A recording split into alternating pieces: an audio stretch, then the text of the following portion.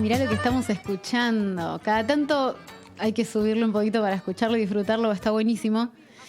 Es un tema que está en la película en un momento que para mí es espectacular. Es una fiesta en la que aparece el personaje de Nahuel Pérez Vizcayart y hace como un baile muy mágico en el cual aparece y desaparece. Es fantástico.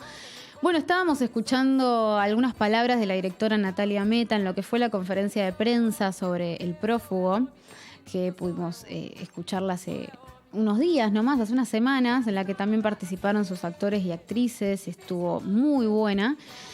Y Natalia cuenta esto que a mí me parece muy interesante y con lo que vamos a intentar empezar a conversar cuando estemos conectados con ella, que es esto de tomar una parte de la novela El mal menor de Charlie Feiling y no hacer una adaptación y transponer literalmente la obra, sino especular sobre un aspecto en particular.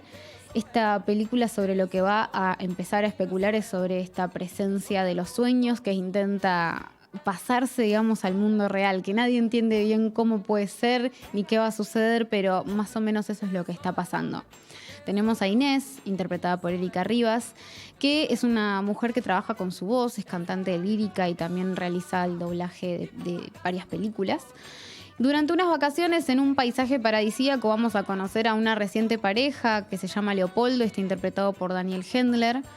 Las primeras escenas juntos, lo que vamos a conocer es un efecto muy cómico de una incomodidad que tiene que ver con ellos como pareja, con cómo se entienden ellos como pareja, que es algo que me gusta mucho, que también decía José Tripodero, es cada uno tiene una idea de la pareja totalmente diferente.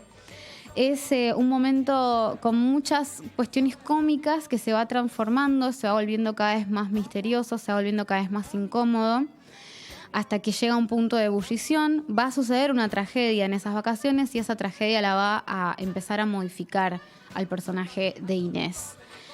Inés tiene pesadillas muy vívidas y a partir de esa tragedia esas pesadillas se van a confundir cada vez más con el estado de vigilia. Sin adelantar demasiado más sobre la trama y sobre de qué se trata la película en sí, porque la idea es ir desenvolviendo la historia a través de la incerteza que tiene la propia protagonista. Y lo que sí podemos comentar, y bueno, cuando Nancy también se incorpore y cuando se incorpore Natalia lo vamos a poder seguir conversando, tiene que ver con las formas de la película. La película tiene una puesta en escena fantástica. Uno de los grandes puntos de los que podemos conversar es del sonido. Es una película para disfrutar en lo que es un cine, no solamente por la pantalla grande, sino por la idea del sonido envolvente y a un volumen muy fuerte, porque tiene un trabajo con los susurros que es muy importante y eso es espectacular verlo en cine. Sabemos que a veces las plataformas y las pantallas de televisión, ni hablar de lo que son las películas que uno puede ver descargadas de quién sabe dónde, muchas veces empastan el sonido y en este caso en particular es muy importante que uno pueda percibir el sonido de la forma más inteligible posible. Pero además tenemos un trabajo con la fotografía que es fantástico. También vamos a consultar sobre el trabajo de Bárbara Álvarez, que tiene una destreza para manejar las luces y las sombras también muy importante. Logran crear de una forma muy artesanal momentos de mucho miedo desde mi punto de vista. Justamente otra cosa de las que hablábamos cuando terminamos de ver la película es esto de fabricar los momentos. Y fabricar los momentos desde un punto de vista muy artesanal, en el cual vamos a también consultarle sobre los efectos especiales. Es una película que pareciera estar hecha de una forma muy artesanal, de una forma muy manual. Y eso es recontra interesante en momentos en donde todo se digitaliza, ¿no? Pero bueno, además compartimos algunos momentos con actores y actrices de la película y Manu me gustaría empezar como a escuchar algunas cositas sobre los actores y actrices que, bueno, hoy no vamos a poder compartir la mesa, pero obviamente van a estar acá a partir de esos fragmentitos de cosas que cuentan. Y por supuesto me parecería lindo quizás empezar desde un personaje chiquito, que es el de Nahuel Pérez Vizcayart, que es un personaje que aparece y que justamente esta música va a hacer que lo asociemos a su imagen. Así que, Manu, cuando lo tengas... Siento que el trabajo fue básicamente intentar hundirme un poco en la mirada de Eri y en su presencia y en, no sé, y en el personaje que tan genialmente construyó y bueno, y lo que decías, intentar seducirla, intentar flotar alrededor de esta chica tan mágica y nada, y leí El Mal Menor y charlamos con Nati largas horas divagando, intentando entender y también no entender y dejar lugar a eso, ¿no? A lo misterioso que mismo por ahí a los actores también se nos escapa sin temerle a esas, ¿cómo se dice? Incertezas o dudas. Bueno, estábamos escuchando a Nahuel Pérez Vizcayart, que me parece que da un punto de partida buenísimo para poder conversar con Natalia, que creo que ya está conectada. Le damos la bienvenida. ¿Cómo estás, Natalia? Hola, ¿qué tal? Disculpen, me demoré con el feriado, se me complicó un poquito. ¿Cómo están? Gracias por invitarme. Gracias a vos por participar del programa. Y justamente, no sé si pudiste escuchar, estábamos escuchando un recortecito de Nahuel Pérez Vizcayart cuando hablaba en la conferencia de prensa, que hablaba de algo... sobre el misterio y sobre esto de entender y no entender. Y me parece por ahí que está bueno comenzar desde ese lugar, de que la película mantiene un misterio, pero al mismo tiempo permite, digamos, una contundencia, y mismo desde el propio final. Digo, me parece que hay un trabajo de manejar los hilos entre lo opaco y lo transparente, es decir, no ser inaccesible, pero al mismo tiempo permitir seguir pensando la película después de verla y no dar una sensación absolutamente acabada. Claro. ¿Vos cómo lo ves esto? Sí, tal cual, esa era la idea, un poco el eje del el mecanismo narrativo, ¿no? De pensar que nunca se pudiera saber con certeza si ella estaba fantaseando, si las cosas ocurrían realmente, o más allá de esa división en general, no poder tener una certeza sobre lo que estaba pasando. No que fuera confuso, sino claro, que fuera difícil de discernir, ¿no? Que para mí es la condición en la que estamos inmersos todos, ¿no? esa incertidumbre. Eso en el trabajo de escritura, digamos, ¿cómo se fue manejando? Me imagino los trabajos de lectura y relectura también. Y la verdad es que, bueno, yo hice bastantes versiones, trabajé con colaboradores, después discutimos muchísimo cómo contarlo, ¿no? Porque eso es algo que se transmite en un montón de detalles y en la puesta en escena, no es solamente lo que tiene que ver con lo específicamente narrativo, ¿no? Que está en el guión. Claro. Así que sí, es una cuestión de ir dosificando cada momento y tratar de no cerrar, ¿no? Algunos me dicen, bueno, pero al final se cierra, al final queda claro.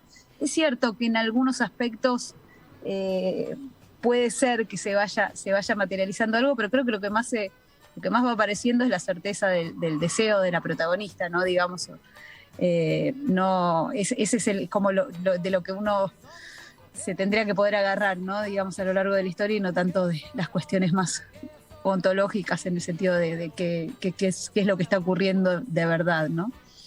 Claro. Natalia, te saluda Nancy desde acá, ¿cómo estás? ¿Qué tal? ¿Cómo te va? Todo bien. Y teniendo en cuenta esto que decís también, y pensando, ¿no? que no es solo lo que está escrito en el guión, de lo que depende, ¿no? Cómo se cuente finalmente la película, pensaba que vos también dijiste mucho esto de que es una creación colectiva, ¿no? Junto con el equipo técnico y también con el elenco, por supuesto. Y bueno, ¿cómo había sido encontrar esas personas que pudieran llevar adelante también, ¿no? Estos personajes con todas esas sutilezas de jugar a esto de no saber en dónde estamos parados? Y la verdad es que el cine es una creación colectiva, industrial, así que eso ya está para mí en el ADN del cine. Y después creo que el trabajo del director siempre, a partir de que elige un elenco y un equipo, es un trabajo colectivo, ¿no? Digamos, o sea, después puede haber directores que sean más autónomos o más independientes y y otros que no, y la mirada siempre digamos, esa mirada aparece, pero es un trabajo que para mí necesariamente hay que hacer conjunto, y la verdad que en ese sentido tuvo un acompañamiento increíble. La verdad, bueno, a ver, en el sonido elegí a Guido Berenblum porque pensaba que para esta película que iba a tener tantas particularidades, bueno, era la persona, digamos, que más se obsesionaba con esas mismas cosas, ¿no? Trabajamos muchísimo en lo que es la voz, la duplicación de voces, los sonidos, claro, los ecos. Trabajamos muchísimo con los sonidos del órgano, lo mismo con Luciano Sigotti, que hizo la música de la película. Trabajamos muchísimo, bueno, con el mismo Nahuel, que su personaje es un afinador, ¿no? Digamos, trabajamos con los afinadores del órgano del CCK, descubrimos un montón de cosas sobre el instrumento, maravillas, misterios, ¿no?, que tiene. Así que esa fue una tarea de investigación. Después, bueno, con Bárbara Álvarez a mí justamente me gustaba mucho, fue una idea de una sugerencia de Erika también, creo, no me acuerdo ya, pero creo que fue eso de tener una fotógrafa mujer para poder tener una mirada femenina también, porque esa es un poco la idea de la película también, ¿no? Tener una mirada desde el punto de vista de la protagonista, y creo que Bárbara tiene esa característica, ¿no? Hay algo misterioso en su fotografía porque uno no sabe bien qué es la particularidad que tiene, pero hay algo singular en cada encuadre, ¿no? Para mí, yo siempre, incluso en la luz muchas veces. Así que esas fueron. Ailey también, digamos, me parecía alguien, ella es de origen oriental, entonces me pareció que también todo ese misterio de las películas orientales, ¿no? Digamos, sí, ella lo aporta bastante, tiene una mirada muy, digamos, que afina al misterio. Después trabajamos con un equipo, con coach de doblaje, con Diana Seinblum, con quien hablamos muchísimo de todo lo que tenía que ver con la gestualidad en la película, la acción, de cómo manejarla en los cuerpos. Trabajamos con Guillermo Cacache, también sobre todo con el personaje de la madre, que tiene ese también muy marcadamente esa idea de movimiento o de gestualidad no naturalista. ¿Qué más? Bueno, con Lourdes Etrángulo Erika trabajó muchísimo todas las cuestiones de la voz, que no era solamente los doblajes y el neutro, sino también cuestiones de cómo ella le va variando, ¿no? Cómo la voz se le va haciendo más o menos aguda, ¿no? Que tenía que ver con esta cuestión del ingreso de estos seres, ¿no? Y así que eso por ser. Después con el equipo era de actores, con el elenco, era un trabajo constante de tratar de encontrar, ¿no?, ese filo, el punto exacto, el tono de la película, el registro, ¿no? Digamos, charlábamos mucho, incluso no solo cuestiones actorales, sino también que tenían que ver con la apuesta. En ese sentido fue un gran trabajo y me sentí muy, muy bien acompañada. Y después, también, los asistentes, incluso había un trabajo muy colaborativo con los asistentes de dirección, con Adriana Bior, con Marcelo Pozo, ¿no? Digamos, o sea, discutíamos, pensábamos cómo transmitir esta idea de la transición entre los sueños y la vigilia, ¿no? Era una pregunta constante. Mencionaste el trabajo de fotografía de Bárbara Álvarez y quería conocer un poquitito cómo había sido el trabajo más como en rodaje, porque no sé si es una sensación mía, pero había visto como un trabajo de recorte con las sombras, especialmente sobre las pupilas de algunos personajes, como dando como una sensación un poco más sobrenatural, como transformando las miradas, sobre todo el momento de la azafata, en donde hay, digamos, como unos ojos totalmente oscuros, unos brillitos muy especiales. Y quería saber, porque me parece que debe haber sido un trabajo espectacular de ver en rodaje el de Bárbara Álvarez. Mira, la verdad es que con Bárbara trabajamos muchísimo. Ella tiene una manera de trabajar que es excelente, que es que prepara bastante las escenas. Nosotros a veces teníamos más tiempo, a veces menos, pero tratamos de ensayar mucho con los actores y también, de prepararnos, ¿no? De hablar de cómo iban a ser las puestas. Hacíamos mucho trabajo en eso y sí, ella tiene una particularidad para filmar los ojos de Erika, ¿no? Me parecen en las primeras escenas de doblaje, después la azafata, encontrar esos brillos. Después trabajamos con los ojos bastante con los ojos, la mirada de Nahuel en la escena final dentro del órgano. Y bueno, y finalmente, bueno, no voy a contar cómo sigue la película, pero bueno, hay algo Sí. particular que tiene que ver con algo que pasaba en la novela y que yo tenía muchas dudas porque podía ser como un cliché, pero creo que le encontramos una vuelta y que funcionó. Y justamente ya que traes la novela de nuevo, ¿no? Que Vicky lo introducía muy bien con esto de que la novela fue un punto de partida y no es necesariamente una adaptación, ¿no? Sino que justamente tomaste un momento que nosotros lo reproducíamos en el fragmento que leíste, que abre mucho el juego a la interpretación, ¿no? Y cómo fue llegar, en todo caso, también a esta interpretación en particular, y qué caminos recorriste para llegar hasta acá. Mira, yo leí la novela a raíz de un comentario de Luis Chitarroni, un amigo y socio de la editorial, y que era, bueno, gran amigo de Charlie Feining, autor de la novela. Eso a pesar de que yo conocía los libros, nunca le había prestado atención, pero ese comentario sobre los tacos, los taquitos, me despertó el interés. Leí la novela, me encantó, pero pareció una novela terrorífica, truculenta, y gore, y yo no me parecía que podía hacer eso. Y además me parecía que llevaba, ¿no? Que es una novela que empieza con mucho humor y se va oscureciendo, y no coincidía un poco con mi mirada, no sé si con mi mirada del mundo, pero sí con mi mirada de qué significa esto de que los sueños se hagan realidad, o de esta fuga, ¿no? de los elementos oníricos a la realidad. Y yo lo que hice finalmente fue extraer esa pregunta, ¿no? Esa que se plantea, ¿no? En algún momento de la novela dice, lo que ocurre una vez que un personaje o elemento onírico atraviesa el cerco, ¿no? Que separa los sueños y la vigilia y se instala en la realidad y busca encarnarse, es materia de especulación. Y no, yo especulé y me pregunté si eso era realmente, no sé si era realmente, o si era siempre una amenaza, o si en realidad teníamos que dejar de tener miedo de esas cosas y pensar que quizás representaban nuestros deseos, ¿no? Y al contrario, pensar en que podía ser mucho más aterrador, otras cosas que resultan más casuales, ¿no? Digamos, o sea, a las que estamos más acostumbrados en la vida cotidiana y a las que no le tememos. ¿Siempre fueron los prófugos, o justamente, como decía Nancy, en esta especulación hubo como más hipótesis de película, más hipótesis de especulación justamente en base a la novela? Sí. Hay muchas cuestiones de la novela que están en la película todavía, ¿no? Los personajes, digamos, hay dos personajes, el de Leopoldo y el de la madre, que son personajes que son bastante fieles a los de la novela.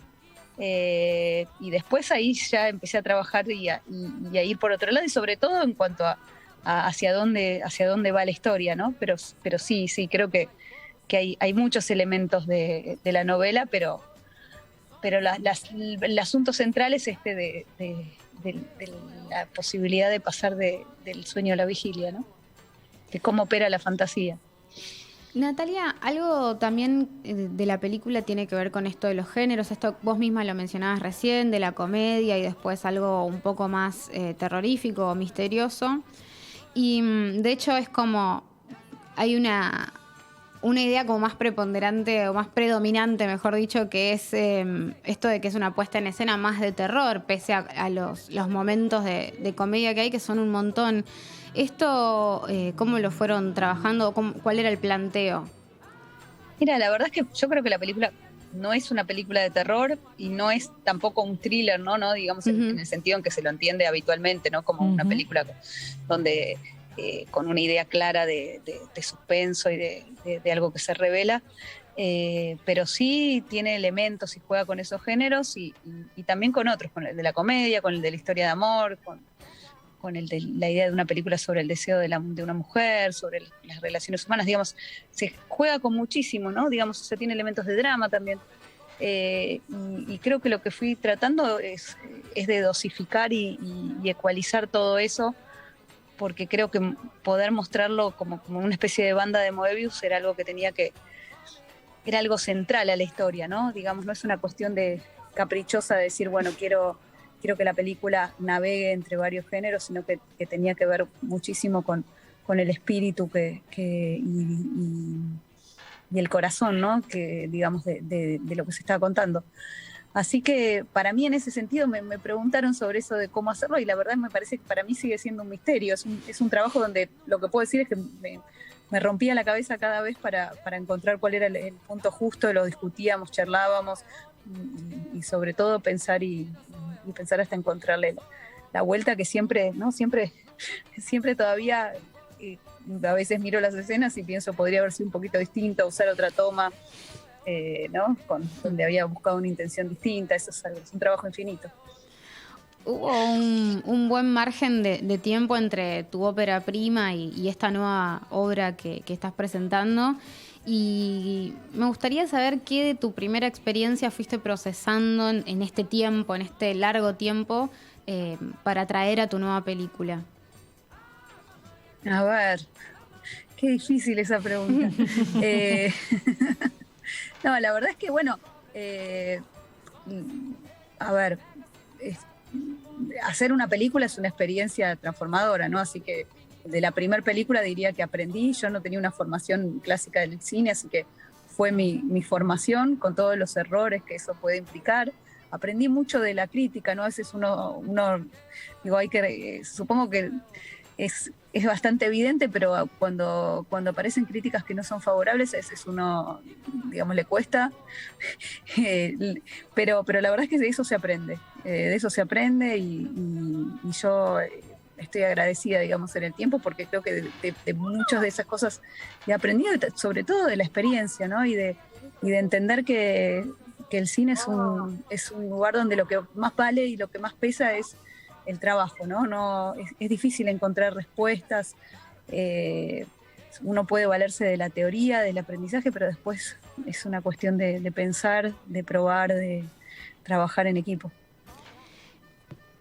Sí, dale, Nancy, por favor. Estás ahí con la pregunta en la punta de la lengua. Claro.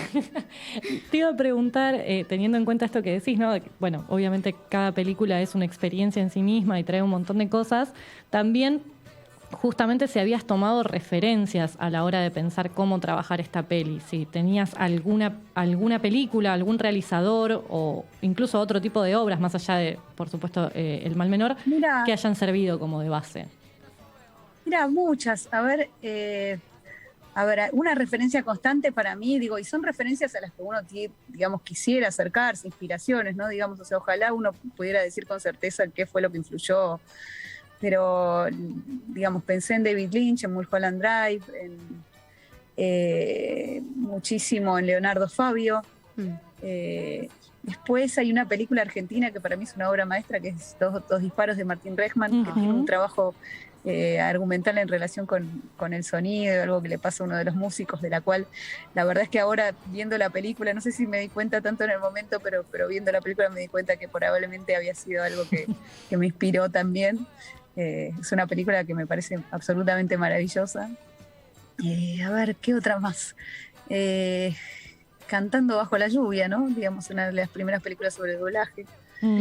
Barbarian Sound Studio fue una buena referencia, sí. Pero la verdad es que ahí lo que más me pesó fue el doblaje larguísimo que había hecho yo en mi primer película, ¿no? Y todo lo aterrador que resultan los elementos técnicos que se usan en los doblajes. Así que, ¿qué más? A ver, bueno, principalmente eso. Mencionaste algo de los efectos técnicos y me da también preguntarte sobre los efectos especiales, porque me parece que, por lo menos en una generalidad, que cuando vemos películas vemos mucha digitalización de efectos, vemos como mucha pantalla verde, mucho de todo eso, y por lo menos a primera vista da una sensación muy artesanal el prófugo, y quería saber cómo habían manejado eso.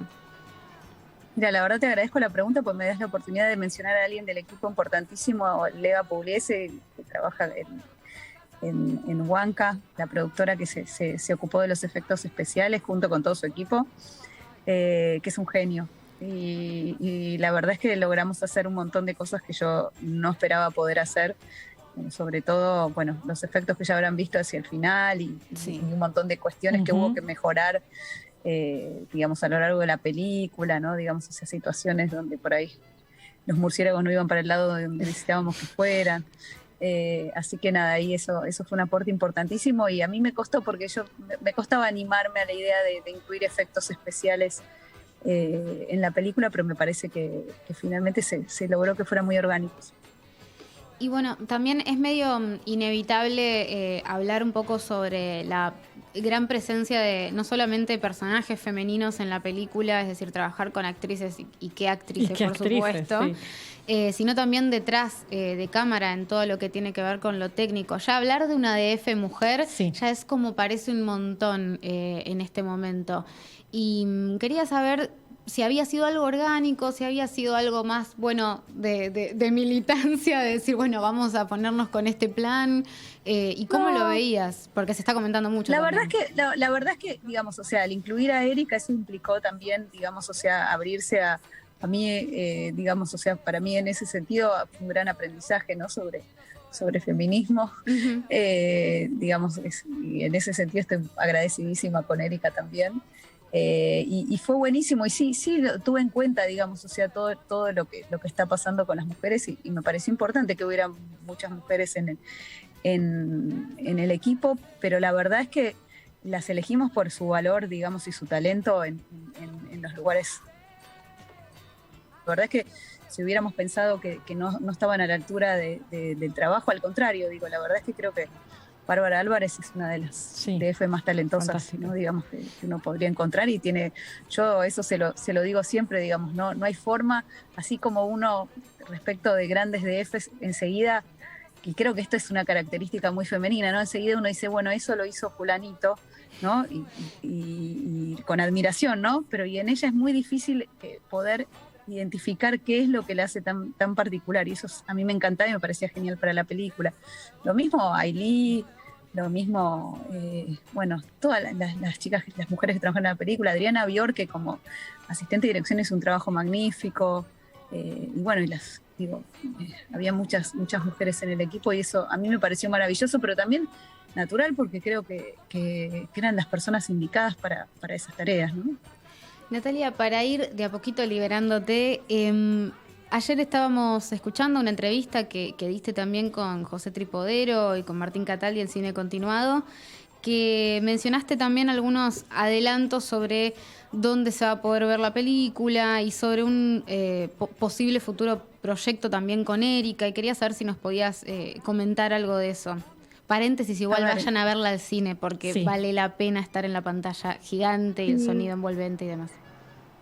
Eso me lo dice, la verdad, casi todos los que la fueron a ver y que charlaron conmigo después me decían qué suerte poder verla en el cine, pues una película que por el trabajo de cámara, por el trabajo de la luz, y sobre todo por el sonido, vale la pena verla en una sala. Ahora se puede ver en salas en Buenos Aires y en el país, digamos, o sea, en el interior también, así que la verdad es que me parece que hay que animarse y perder el miedo de ir a las salas. Es una experiencia, a mí más allá de esta película, creo que es una experiencia maravillosa poder volver al cine. Yo lo hice con esta película y espero que mucha más gente también lo haga con esta película. Sí. ¿Y sobre lo otro que te preguntaba? Sobre... La otra sí es un proyecto con Erika, donde ella es una diputada. Está tratando de lograr que se apruebe. ¿Por qué se nos viene a cortar el Zoom en este momento? Y a partir de eso recibe un carpetazo que, digamos, revoluciona toda su vida personal y profesional y política, y la pone frente a unos dilemas bastante importantes. Así que bueno, ese es el próximo proyecto. Espectacular. Quería aprovechar... tenemos entendido que quizás Erika está escuchando, y si está escuchando le recontra agradecemos especialmente por el compartir el programa en sus redes. Sabemos que es súper influyente, y eso, bueno, para los proyectos como los nuestros es recontra importante, así que se lo recontra agradecemos. Natalia, a vos también te agradecemos por todo el tiempo que estuviste conversando con nosotras sobre la película, y la verdad que nos encantó. No habrás llegado a escuchar el comienzo, pero Nancy creo que ya va a ir por la vez número 2, yo 3, así que la verdad es que nos hizo muy felices el mes, por lo menos, quizás el año cinematográfico, así que te lo agradecemos. Qué genias, la verdad no sabía que habían ido a ver la película 2 veces. No, bueno, mil gracias. Mil gracias por la entrevista, me encantó, y y nada, ojalá que la gente se anime a ir al cine. Sí, sí. Claro que sí, claro que sí. Un abrazo, Natalia. Un abrazo enorme, gracias. Conversábamos con Natalia Meta, directora del Prófugo, una película espectacular que está en este momento en salas. Por si no quedó claro que la estamos recomendando, ¿no? Sí, claramente.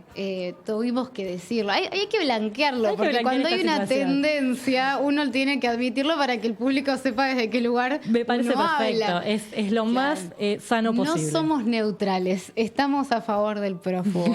Así que, de verdad, si pueden, vayan a verla al cine. Sabemos igualmente que en este país, en el que hay muchos lugares que no tienen cine, Natalia comentó ayer en Cine Continuado que probablemente va a estar en Star Plus la película bien. dentro de un tiempo.